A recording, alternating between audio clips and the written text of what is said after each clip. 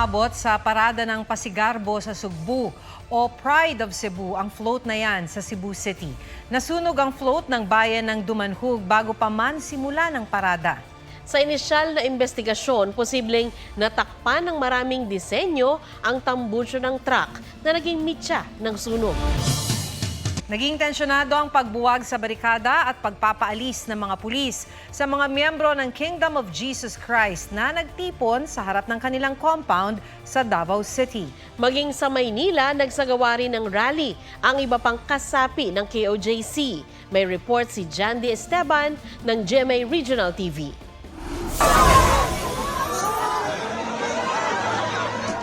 Nauwi sa tulakan, hulihan, pagpapadapa at batuhan ng mga upuan at pagkain ang pag-disperse ng mga pulis sa mga miyembro ng Kingdom of Jesus Christ sa harap ng kanilang compound sa Davao City. Nagsimula kagabi ang prayer rally at pagbarikada sa highway ng mga miyembro ng KOJC. Pinaaalis nila ang mga sasakyan kabilang ang mga patrol car. May nagsunog pa ng gulong na ayon sa mga pulis, gawa raw ng mga miyembro. Isang lalaki ang inaresto matapos mahulihan ng mga gulong na hinihinalang susunugin din. Giit ng mga nagrally dahil ito sa pang-tear gas umano ng mga pulis. Pinabulaanan niya ng PNP. Ayon sa Police Regional Office 11, 6 sa kanilang hanay ang nasugatan. Umabot naman ang dulo ng rally sa main entrance ng Davao International Airport kaya napilitang isara ang gate ng paliparan. Pahirapan ang pagpasok at paglabas ng mga biyahero. Isang tao lang hinahanap. Bakit kami lahat apektado? We were all in agreement na to stretch their operations as much as they can to accommodate the passengers. Sa isang pahayag, sinabi ni Davao City Mayor Sebastian Baste Duterte na nirerespeto nila ang paghahain ng warrant of arrest basta't naaayon sa batas. Pero tingin niya, hindi nasunod ang tamang procedure lalo't gumamit na ng puwersa sa mga inosenteng tao. Kinikilala rin daw ng alkalde ang protesta ng mga miyembro ng KOJC. Pero hiling niya, gawin ito sa mapayapang paraan. Iwasan din daw sana ang mga aktibidad na makaapekto sa daloy ng trapiko para na rin sa kaligtasan ng kanilang mga miyembro at ng publiko. Sabado na madaling araw nang pasukin ng nasa 2,000 pulis ang KOJC compound para isilbi ang warrant of arrest kay Pastor Apollo Kibuloy at 4 pang kapwa akusado para sa mga kinakaharap nilang kasong child and sexual abuse at human trafficking na dati na nilang itinatanggi. Ayon sa pulisya, may na-detect na mga tibok ng puso ang kanilang radar sa isa raw underground bunker sa compound ng KOJC. Hindi pa nila nakikita ang lagusan papasok sa bunker. Nauna nang sinabi ng Legal Counsel ng KOJC na legal ang kanilang pagtitipon dahil ginawa umano ito sa state of necessity sa ilalim ng Civil Code. Hindi kasi umano nire-respeto ng kanilang karapatang pantao nang galugarin ang compound na hindi raw sakop ng ipinakitang warrant of arrest. Nanindigan naman ang Davao Regional Police na legal ang kanilang ginawa sa paniniwalang nasa compound ang kanilang hinahanap. Ang iba pang miyembro ng KOJC nagsagawa ng sariling protesta sa liwasang Bonifacio sa Maynila. Dumating din ang dating tagapagsalita ni dating Pangulong Rodrigo Duterte na si Attorney Harry Roque at maging si Sandra Cam. Hindi raw tama ang ginawang raid ng mga pulis sa KOJC compound sa Davao. Napakalawak na paglalabag sa karapatang pantao na ito bilang tagapagpatupad ng batas, dapat tinatawag niya atensyon ng mga kapulisan na dyan sa Davao. Sinusubukan pa ng GMA Integrated News na kunan ng pahayag ang Malacanang pero nauna nang sinabi ni Executive Secretary Lucas Bersamin kaugnay sa mga banat na politically motivated ang pagsisilbi ng warrant of arrest. Let the law take its course. Dapat daw hayaang gumulong ang proseso para rito. Jandy Esteban ng GMA Regional TV, nagbabalita para sa GMA Integrated News. Nasa kote sa Cabanatuan City, Nueva Ecija, ang isang lalaking ginagamit umanong pang-blackmail sa dating nobya.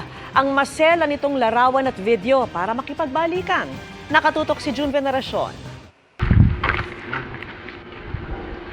Dahan-dahan at maingat ang galaw ng mga miyembro ng PNP Anti-Cybercrime Group para hindi mabulabog ang kanilang target sa loob ng motel na ito sa Cabanatuan, Nueva Ecija.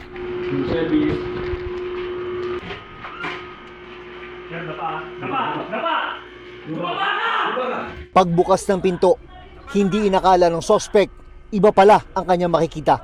Arestado si alias Boy dahil sa pagbablackmail umano sa kanyang ex-girlfriend. Hindi na siya pinapansin ng babae, pilit ng pilit pa rin siya. And yun na nga yung ginawa niyang pagbablackmail, yung pag-send nitong nude photos and videos dun sa bagong boyfriend para sa kanya, maghiwalay sila at makipagbalikan yung babae sa kanya. Pumayag umano ang biktima na makipagkita sa kanyang ex sa motel kapalit ng pagbura sa mga masiselang video at litrato na kuha noong sila pa. Ang hindi alam ng suspect ay nagsumbong pala sa mga pulis ang biktima at ang kanyang bagong boyfriend para matigil na ang pambablackmail. Maraming kaso yung isinampa natin sa kanya dito. Isa na dito yung grave coercion and yung Anti-Photo and Video Voyeurism Act. Sinusubukan pa naming makuha ang panig ng suspect na nakakulong sa Cabanatuan City Police Station. Ayon sa PNP-ACG, dumadami ang mga kasong may kinalaman sa paglabag sa Anti-Photo and Video Voyeurism Act. Nakaramihan sa mga suspect ay hindi raw makamove on. Acceptance is the key talaga. And sa atin naman, sa mga kababayan naman nating kababaihan, kung maaari ay ingatan po natin yung sarili natin. Para sa GMA Integrated News, June Veneracion, Nakatutok, 24 Oras. Matapos paulit-ulit na banggain at gamitan ng water cannon ng China Coast Guard ang BRP Datu Sanday ng BFAR kahapon, hinarang naman ng China ang resupply mission ng mga barko ng Philippine Coast Guard ngayong araw. May report si Ian Cruz. Nagpalitan ng radio challenge ang mga barko ng Pilipinas sa China habang papunta ng Escoda o Sabina Shoal ang BRP Cabra at BRP Engaño ngayong umaga. Magatid sana ang dalawang barko ng supply sa BRP Teresa Magbanwa. Sinabi naman ng PCG na magsasagawa lang sila ng humanitarian assistance, hindi sila pinagbigyan ng China. Sa tansya ng PCG, nasa 25 nautical miles na lang ang layo ng barko ng Pilipinas mula sa Escoda Shoal nang magsulputan ang mga barko ng China. Maya-maya pa, lumapit at tuluyan ng humarang ang aabot sa 9 na barko ng China sa BRP Engaño. Habang ang BRP Cabra, binubuntutan saan man magpunta hanggang tuluyan na itong umalis sa lugar pasado alas 4 ng hapon. Ang pagharang ng resupply mission para sa BRP Teresa Magbanwa nangyari kasunod ng pagbuntot, pagbangga at paulit-ulit na pagbomba ng tubig ng China Coast Guard sa BRP Datu Sanday kahapon.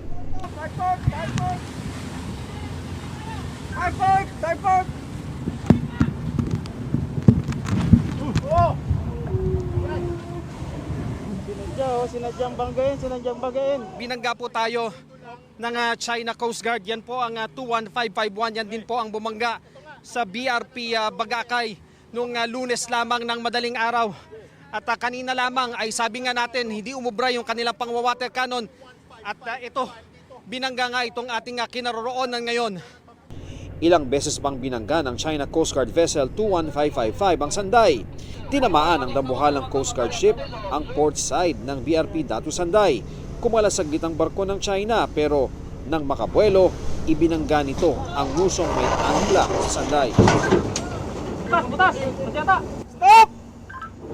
Guso! Baka mabutasan tayo! Dumikit naman at kumiskis sa kanang bahagi ng barko ang isang Chinese militia vessel.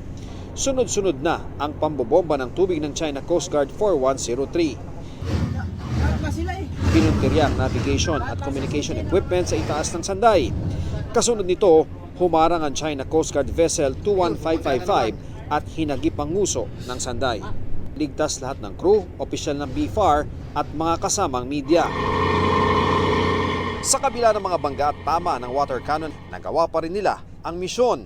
Ito'y makapagbigay ng ayuda sa mga mangingisda sa West Philippine Sea. Sabi ng China Coast Guard, nagkasa sila ng anilay control measures matapos ang umano'y illegal na pagpasok ng barko ng Pilipinas sa Escoda Shoal.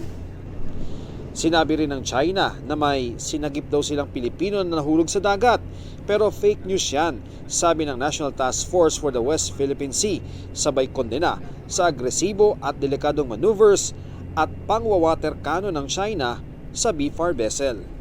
Tingin ng task force ang presensya ng BRP Teresa Magbanwa sa Escoda Shoal mula pa April 25 ang binabantayan at tinututulan ng China. Ito yung pinaka nagpapainit ng ulo ng mga taga People's Republic of China, no? They are paranoid with their own story, no? They're thinking that this will be another Sierra Madre 2.0. Ang problema sa China, they are swayed by their own lies. Pero git ng AFP, kailangan mapanatili ang presensya ng Pilipinas sa West Philippine Sea. Once na umalis tayo dyan, baka gawing mga artificial islands ulit yung Escoda Shoal. Ayon sa Department of National Defense, pinapalakas na ang kakayahan ng Pilipinas na ipagtanggol ang ating teritoryo. Ian Cruz, nagbabalita para sa GMA Integrated News. Huwag magpahuli sa mga balitang dapat ninyong malaman. Mag-subscribe sa GMA Integrated News sa YouTube. Sa mga kapuso abroad, subaybayan nyo kami sa GMA Pinoy TV at sa www.gmanews.tv.